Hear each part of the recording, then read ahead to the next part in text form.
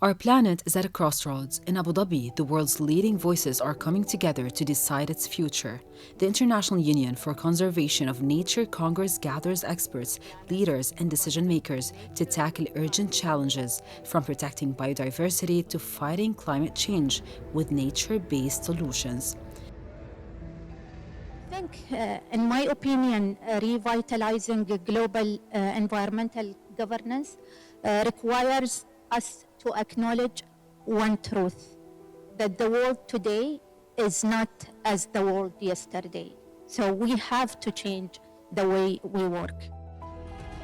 Through workshops, debates, and conferences, fresh ideas flow, all aimed at building a sustainable tomorrow. The Congress also honors those who dedicate their lives to safeguarding our planet.